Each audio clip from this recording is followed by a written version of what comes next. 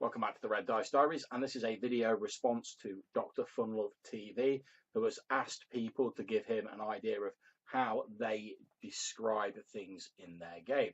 And he gives details of his own descriptive techniques, which seem to be to fill in the broad strokes and allow players' imaginations and suggestions to fill in the details a little bit. And this is a method of description that I very much use myself. After all, I've spoken in a number of my videos about how one of the main exciting things about role-playing is that it's a collaborative effort. It's getting involved in the actual game. So if someone's reading a lot of stuff out and I'm just sat there going, yeah,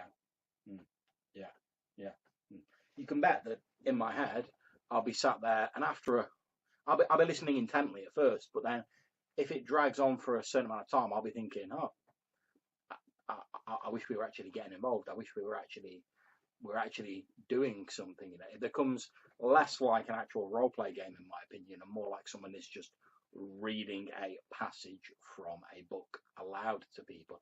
And I personally don't think that's what role playing games are about. I think it's all about getting players involved almost as much, if not as much, as the games master. So what I tend to do, and this is it's not the way I originally started, because I think everyone's technique for description, as well as their techniques for other aspects of the game, obviously evolve over time, and we take little bits and pieces of inspiration from what we see in other people's games, things we read, the everyday world around us, etc. My own style of description has evolved through games like Dungeon World, Fate, more narrative games, to basically provide a jumping off point with my descriptions for a scene. And then, as Dr. Funlove TV was saying himself, to allow the players to embroider and elaborate on my initial description. So just give an example of what I'm talking about. Let's take a highly stereotypical scene. Let's take the scene of a player party in a sort of Dungeons and Dragons pseudo-medieval campaign setting, strolling into a tavern. And I, as the GM, am about to give the first description of the tavern. So now, as Dr. Funlove TV was saying, I could sit there for half an hour and blither on about the way the lantern light reflects in the tepid liquid that's slowly bubbling away in the wooden mugs of the various miscreants that are seated in the tavern. And I could quite happily blither on and talk about that until the cows come home with a ridiculous amount of description. But I'm sure after a while I'd see my players' eyes start to glaze over and they'd start losing attention. Their minds start wandering. So what I want to do is I want to get them involved in this scene as quickly as possible. So when they went in, I'd give the broad description. So I might say, you walk into a simple wooden bar. There's a burly, balding man stood behind the bar, cleaning some glasses with a dirty rag, and there's an assortment of people sat around round wooden tables, seated on benches and crates, serving as crude seats, all drinking a variety of ales. What I'll do after this is I'll then encourage the players to add details or ask me questions about the scene. So if a player says, all right, I'm walking to the bar and ordering a drink, which, let's face it, is a standard response if you're in a tavern, I might say, what sort of drinks do they serve in here? Rather than giving them a big list of what they serve, I'm actually asking the players, saying, here's a chance for you to put your own mark, stamp a bit of your own identity on the scene. And unless they say something ridiculous like, oh, they're serving a drink that gives you plus 25 strength, in which case I'll go, now I serve a drink that makes you think that after you've had enough of it. However, the actual effects are somewhat different and probably involve a night calling your heels in the cell. So unless they say something ridiculous like that, I'll normally run with it. And as they start to develop the descriptions, I'll ask them more and more questions and use their answers to build up the scene.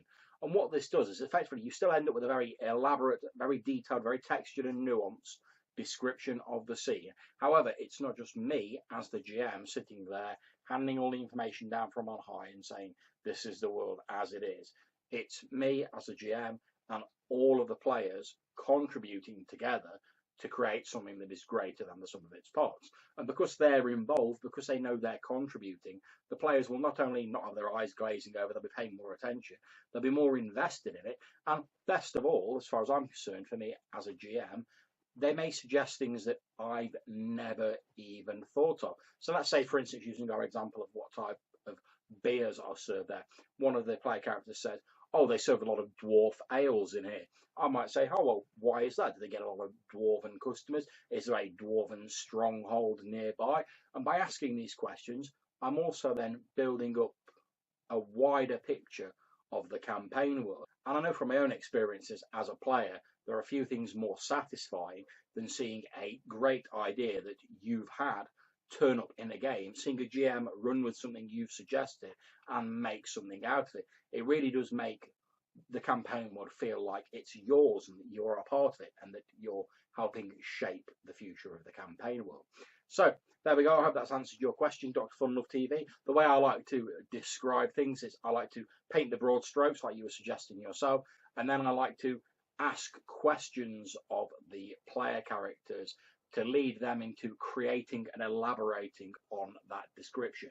So it gets everyone involved and it normally creates some very interesting and surprising results. Of course, this does tend to work best with proactive players. However, by asking sort of leading questions, you're not just saying to someone, right, make up the scene for me. You're actually giving them some guidance, which makes it a lot easier for people to get involved. So I hope if you've enjoyed this video, you'll consider clicking on the red dice up there to subscribe to my channel. If you liked it, give it a thumbs up. If you didn't like it, give it a thumbs down. I'll put a link to Dr. Funlove TV's original video down below. If you want to post any comments, stick them in the box down below or hit me up in the Google Plus links. If you have any ideas about this or you want to tell me how you describe your games, even better, if you've got the time, make a video response yourself. I'm sure Dr. Funlove TV would love to hear all of your responses. I certainly know I would. And until I see you in my next video, take care and happy gaming, however you enjoy your game.